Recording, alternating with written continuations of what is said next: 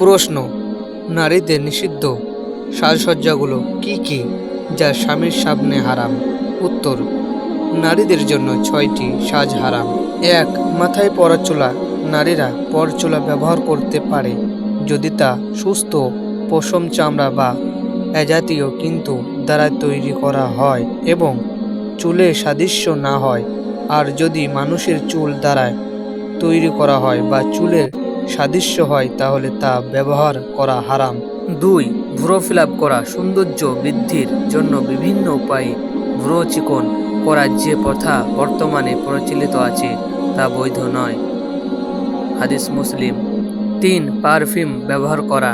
Best perfume অর্থাৎ যে কোনো সেন্ট, বডি স্প্রে ইত্যাদিতে যদি কোনো ধরনের নাপাক বস্তু মিশ্রিত না থাকে তাহলে তা ব্যবহার করা জায়েজ। মুসলিম নারীরা গৃহের মধ্যে অবশ্যই সুগন্ধি ব্যবহার করবে, তবে রাস্তাঘাটে বাইরে ব্যবহার করতে পারবে না। 4.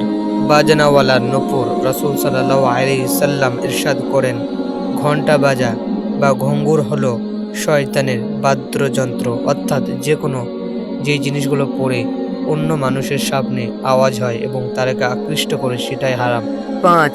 শরীরে ট্যাটু করা। হযরত ইবনে ওমর রাদিয়াল্লাহু আনহু থেকে বর্ণিত, রাসূল সাল্লাল্লাহু আলাইহি সাল্লাম ইরশাদ করেছেন, যে নারী পরচুলা লাগিয়ে দেয় আর লাগাতে বলে, এছাড়া যে নারী গায়ে অঙ্কন আঁকে তাদের অভিশাপ দেন রাসূল সাল্লাল্লাহু আলাইহি সাল্লাম।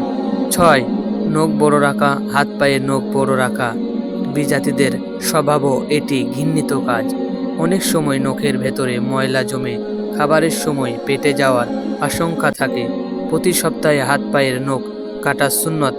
অত্যন্ত 2 সপ্তাহে একবার কাটলেও চলবে, তবে 40 দিনের বেশি না কাটা অবস্থায় অতিবাহিত হলে গুনাহ হবে। মুসলিম হাদিস। আস্তাগফিরুল্লাহ। সবাইকে মাফ করার তৌফিক দান করুন। এবং এই ভিডিওটা যদি আপনাদের মনে ভালো লেগে থাকে তাহলে